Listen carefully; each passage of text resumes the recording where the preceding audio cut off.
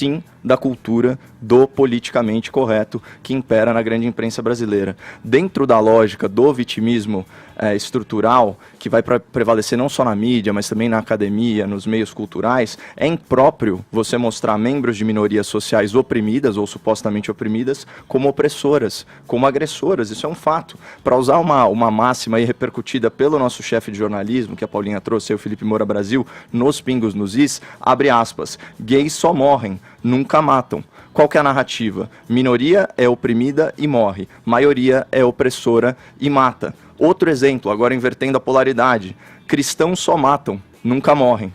Né? A gente não pode esquecer os comentários perniciosos da esquerda americana sobre o massacre de cristãos no Sri Lanka. Vamos lembrar que tanto Obama quanto Hillary Clinton lamentaram a morte de, abre aspas, adoradores da Páscoa. Ou seja, eles se recusam ativamente a usar o termo cristão para não vitimizá-los. Essa é a lógica binária e maniqueísta do progressismo esquerdista, que é o herdeiro político do comunismo, por sua vez fundado na luta de classes. Deixa eu só para concluir, Edgar, porque assim, ao invés da luta de classes marxista, o que a gente tem aqui no progressismo é política identitária. Você separa as pessoas por rótulos sociais baseados no quê? Em etnia, sexualidade. Então, ou você é de um grupo vitimizado, ou você é de um grupo vilanizado. Ou você é oprimido, ou você é opressor. E aqui, só para fechar o raciocínio, é aquela história, né? 4 patas bom, 2 patas ruins. Eu recomendo aí ao ouvinte da PAN que leia A Revolução dos Bichos, do George Orwell, para entender essas narrativas hegemônicas, esses discursos totalitários, que servem aí, às vezes, à esquerda, às vezes à direita, para a gente não ficar nesse tipo de situação em que uma matéria não é repercutida porque ela não agrada a determinada agenda política. Você acha que no Morning ela não foi repercutida porque ela não agrada a uma determinada agenda, Caio? Você sabe como é feita a pauta aqui? No caso, essa notícia não repercutiu aqui porque a gente evita ao máximo. A gente não é um jornal policial, né? O Morning Show não se dispõe a ser um jornal policial. Mas eu acho que foi um erro a gente não ter repercutido, até porque eu lembro de ter feito... Se você acha que foi um erro, você poderia ter sugerido essa pauta em algum momento, que não aconteceu também. Eu evito interferir no trabalho dos meus colegas, você sabe disso. Isso não tem a ver, esses tipos de crime bárbaros acontecem diariamente no Brasil, infelizmente, tá? Eles acontecem diariamente no Brasil.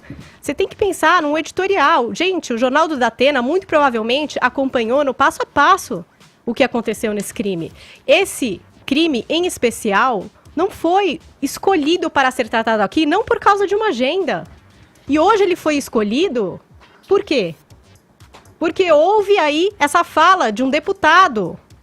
É por isso que ele foi escolhido para ser falado hoje. Mas não é estranho que um crime mais bárbaro, como foi o caso desse crime... Eu acho que tem muito crime no Brasil, Caio. Se todo dia a gente olhar, a gente vai trazer crime aqui. Mas em relação, por exemplo, ao caso Nardoni, que eu trouxe aqui à baila, né? Pode acontecer também. Deixa eu fazer uma pergunta. Isso é infinitamente mais grave, né? A partir da percepção que todo crime é muito grave. Esse e vários outros que acontecem diariamente no Brasil que não são falados aqui no Morning Show, porque não é a proposta do programa. O caso Nardoni, ele ganhou uma visibilidade, por exemplo, nacional, né? Ele virou um caso de visibilidade nacional e por isso ele virou primeira página de jornal e por isso ele veio pra cá. Mas a mídia trouxe, a mídia fez isso, a grande mídia, né? Tô falando Rede Globo, a gente é grande mídia, tá? Só pra te avisar, Caio, não se esqueça. A gente tá repercutindo hoje porque está ganhando uma outra relevância esse caso, não só pelo quão horroroso ele é, como tantos outros que acontecem diariamente. O que eu acho, assim, minha pergunta é a seguinte, a partir da percepção que você traz, na visão que você colocou pra gente, Caio, o que nós fazemos, qual que é o nosso papel diante disso? É nos juntar a um político que vê uma conotação ideológica num assassinato brutal como esse? Ou é dar o nosso testemunho com relação ao que a gente acredita e percebe a respeito daquilo? Será que a gente não embarca num discurso que está ali no âmbito político, feito por um deputado que está no poder, em detrimento de um entendimento um pouco mais real das coisas? Mas eu não corroborei a fala do Eduardo Bolsonaro, em nenhum momento eu fiz nenhuma associação, qualquer associação entre a sexualidade... Não, entre a sexualidade e a orientação sexual das agressoras com o crime em si. O que eu discuti foi eu fiz uma crítica à repercussão na mídia. Aliás, eu nem entrei no mérito das declarações dele, porque eu acho que eu não acho que esses crimes estão relacionados à ideologia de gênero ou orientação sexual ou identidade de gênero das agressoras. Que bom que você disse isso. Peraí, não, mas o ponto que você traz é exatamente o ponto dele. O ponto do Eduardo Bolsonaro é assim, a quem interessa não repercutir isso. Não, mas nesse ponto eu concordo com ele. É o que você está dizendo, é o que você está falando. Mas entre o rol de possibilidades é possível que eu concorde e discorde de algumas coisas. Gente, a mídia ela é formada por Illuminatis gays. Todo mundo para, senta e decide que determinadas notícias, porque envolvem homossexuais ou certas orientações sexuais, elas não são noticiadas. Sim. Pelo amor de Deus. Essa notícia foi noticiada, como eu mesmo mostrei aqui, vários sites que noticiaram, acabei de citar. Se ela não ganhou tração, se ela não repercutiu, porque ela não foi clicada o suficiente, porque não vamos esquecer que o jornalismo também vive de cliques, e também vive de audiência, e também vive de repercussão.